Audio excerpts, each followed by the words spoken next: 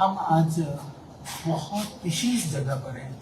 यहाँ पर बोलना भी थोड़ा सा आवाज़ करना भी मना है, इसलिए मैं थोड़ा धीरे बोलूँगा और मेरी आवाज़ को शायद आप सुन पाएंगे।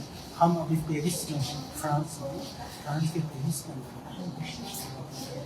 हमने नाम सुना, हमने इतिहास में पढ़ा नेपोलियन बोनापार्ट जो जिसका मकबरा, जिसकी जो स्मृति समाधि, पेरिस की जो समाधि है जो मैं देखा था, और यहाँ एक इतना बड़ा भवन है ये, इस भवन की भव्यता और दिव्यता को आप कल्पना नहीं कर सकते। कितना बड़ा होगा ये इतना बड़ा है।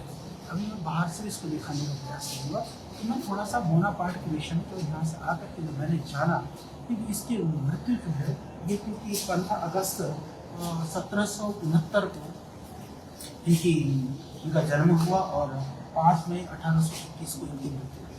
पर बड़ी बात यह कि मात्र 52 साल की आयु में इस व्यक्ति ने इतिहास में, दुनिया में ऐसा इतिहास रचा जो एक अभूतपूर्व था। तो क्या क्या कार्य इस व्यक्ति ने किया होगा? पहले कि 52 साल की आयु में से इन्होंने जो रशिया का जो विजय सफलता, 3000 किलोमीटर दूर जाकर के रशिया में जो विजय प्राप्त किया था, उस समय पर इनकी आयु मात्र 40 वर्ष की थी। तो 40 वर्ष की आयु में इतनी बड़ी सफलता, ये अपने आप में बहुत बड़ी बात थी।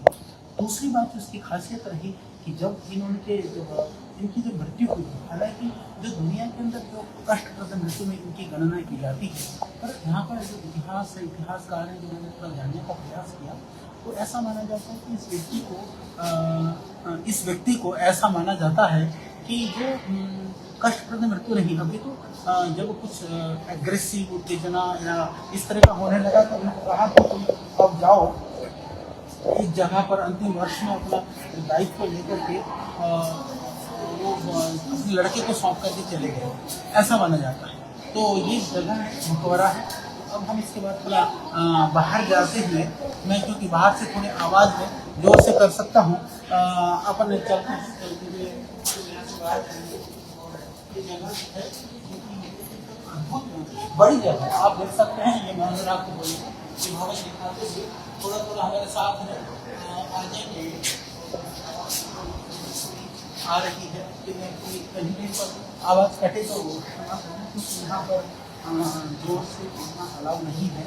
और हम लोग बहुत भीड़ है, लोग आए हुए हैं, सब लोग देख रहे हैं और हम लोग उस वीडियो से हम दिखा रहे हैं।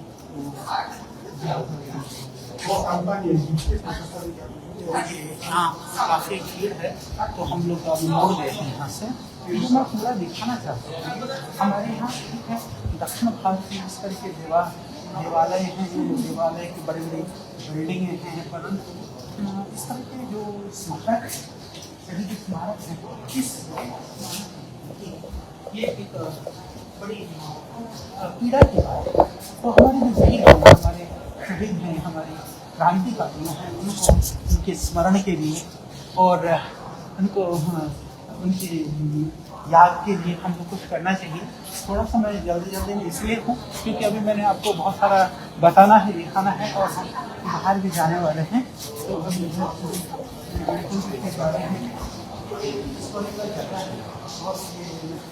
बार मेमोरी के रूप में, यानी कि युद्ध संग्रहालय के रूप में ये पेरिस में जाना जाता है। इधर अंधेरा भी है, पर फिर भी हम क्योंकि यहाँ से जल्दी जा रहे हैं और हम विद्यालय में पहुँचे, तो ये आप देख रहे हैं कितना सुंदर इसका परिसर है। यहाँ से अभी बाहर की तरफ जाएंगे। ये हम ऊपर वाली मंजिल में आ गए हैं। तो ऊपर वाली मंजिल में आप देखिए, ये जो पत्थर है आप देखिए, यहाँ का सबसे कीमती है, जो इटालियन मार्बल बोलते हैं, ये सबसे कीमती पत्थर है, बहुत सुंदर पत्थर है। और आप देखेंगे ये यहाँ पर, ये जहाँ पर उसके पीछे में यहाँ पर, क्योंकि क्रिश्चियन धर्म के हिसाब से वो उन्होंने बनाया हुआ, आप देख सकते हैं सब ऊपर। आप देखो कितना जबरदस्त। और ये जो गुंबद है ये पत्थरों में टिका हुआ है। तो पत्थर में जो टिका हुआ है वो आप देख सकते हैं किस तरह से। तो इस गुंबद के अंदर ये मुख्य गुंबद हो गया। इस गुंबद के अलावा ये गुंबद है, एक गुंबद है, 2 गुंबद है, 3, 4, 5, इसका ये कोना 6। तो ये षटकोण है, इसके बीच में आपने देखा नीचे जो भी हम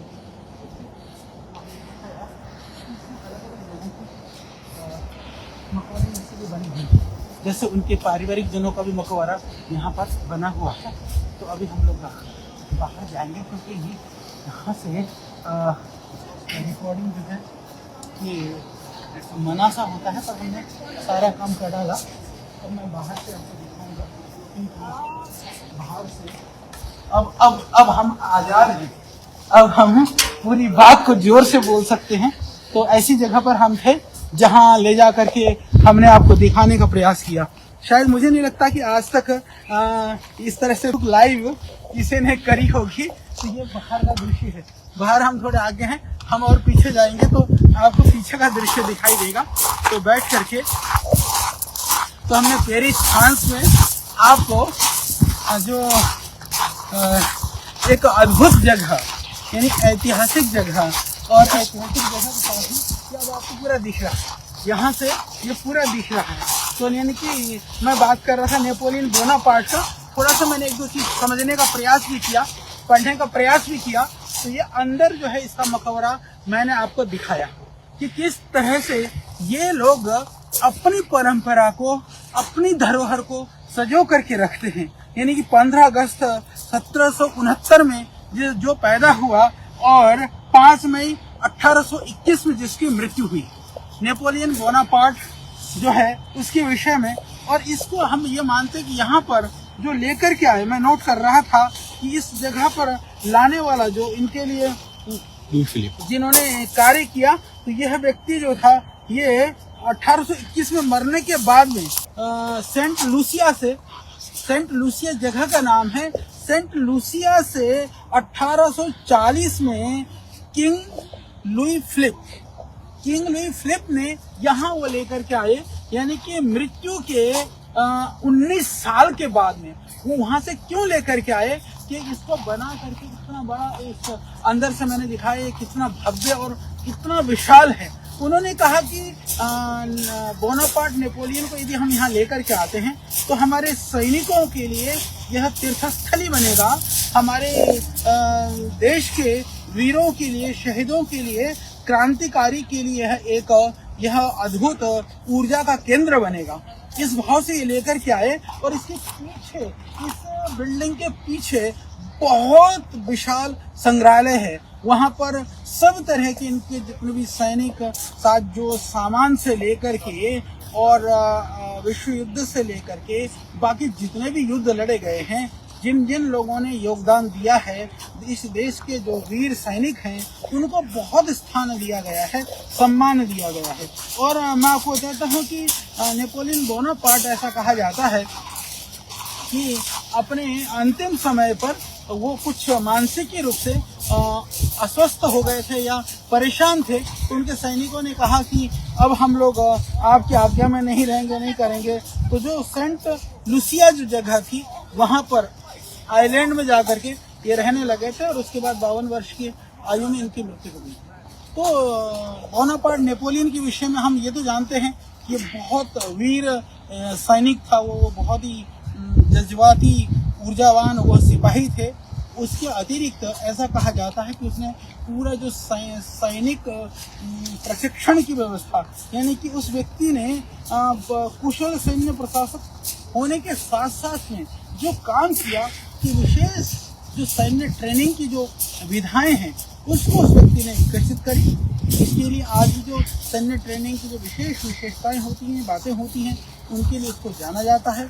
इसके अतिरिक्त कहते हैं कि शिक्षा में भी उस व्यक्ति ने पूरी क्रांति करी कि किस तरह की हमारी शिक्षा प्रणाली होनी चाहिए, उस विषय में भी उस व्यक्ति ने क्रांति की। शिक्षा के अतिरिक्त बैंकिंग प्रणाली है, बैंक की व्यवस्थाएं कैसी होनी चाहिए, बैंकों को किस तरह से संचालन, यानी कि लोगों के, जनता के लिए न केवल सैन्य व्यवस्था, सैन्य के साथ साथ में उस आदमी ने पूरी शिक्षा व्यवस्था में परिवर्तन लेकर के आया। उसके बाद में उस आदमी ने वित्तीय व्यवस्था, यानी कि कैसी यहाँ पर व्यवस्थाएं होनी चाहिए कि वित्तीय प्रबंधन के लिए बैंकों की जो व्यवस्था है उस रूप में भी काम किया। और दूसरी बात कहते हैं कि जो फ्रांस का संबंध है नेपोलियन से पहले पहले पोप के साथ जो संबंध है, यानी कि जो धार्मिक की मान्यता, जो आध्यात्मिक की मान्यता है, उसमें भी उसकी एक बहुत अच्छी जो संबंध नहीं था, यानी कि कैसा रिश्ता होना चाहिए आध्यात्मिक, यानी आध्यात्मिकता से लेकर के, धर्म से लेकर के, भौतिकता से लेकर के, इस व्यक्ति ने मात्र अपनी मैं कहूँ कि 52 साल की उम्र में 50 साल तक ही हो सकता है उन्होंने कार्य किया। इतने जबरदस्त कार्य किए जो दुनिया के लिए का उदाहरण बना। आज हम उसके समाधि स्थल कहिए, स्मृति स्थल कहिए, मकबरा कहिए, जो भी कहिए, उसके बाहर हैं। तो एक तरह से महान इस देश का हीरो, स्वतंत्रता संग्राम सेनानी, योद्धा, जो भी मानिए, जिसने जाकर के यहाँ से लगभग 3000 किलोमीटर दूर मॉस्को जाकर के और 40 वर्ष की आयु में उनको वहाँ से विजय प्राप्त करके आया था रशिया में। तो ऐसा इस अद्भुत व्यक्तित्व की इच्छा थी। यहाँ जब हम यहाँ आए हैं, फ्रांस में हैं, पेरिस में, हम सब देख रहे हैं, घूम रहे हैं, और आप लोगों ने मेरे साथ बहुत कुछ देखा भी। मैंने प्रयास किया कि यहाँ की जो जज्बा है, लोगों की जज्बाते हैं, भावनाएं हैं, आप देखेंगे ये सब ज़्यादातर, ऐसा जरूरी नहीं कि सब टूरिस्ट हों, यहाँ पर बहुत सारे लोकल लोग बार बार आते हैं, अपने बच्चों को लेकर के आते हैं। तो सच मानिए, मुझे ऐसा लगता है कि क्यों ना हम अपने वीरों के लिए, शहीदों के लिए एक ऐसी जगह क्यों नहीं बनाते। नहीं है हमारे पास, बनते भी हैं तो ऐसा लगता है कोई बहुत प्रभावशाली नहीं लगता। यानी कि उनको देख करके यदि लगे कि हाँ, हमने वास्तव में अपने वीरों को और शहीदों को सम्मान दिया है, ऐसी जगह भी बननी चाहिए। और ये एक उदाहरण है कैसे अपनी सांस्कृतिक वैभव को, कैसे अपने राष्ट्रीय वैभव को, किस तरह से अपने पूर्वजों को, वीरों को सम्मान दिया जाता है। उसका ये एक अद्भुत नमूना है। तो बहुत बड़ा ये भवन है, तो ये छोटा नहीं है। अंदर जाकर के इसमें षटकोण चारों तरफ ये जो दिख रहा है, ये इसमें षटकोण पूरा गुंबद है। बाहर से देखने में ये ऐसा दिखता है चकोर सा आकृति में। अंदर ये गुंबद के रूप में है, बड़े बड़े 6 षटकोण, 6 गुंबद साइडों में है, एक बड़ा बीच में है। ये एक अद्भुत नमूना है। तो बस, धन्यवाद।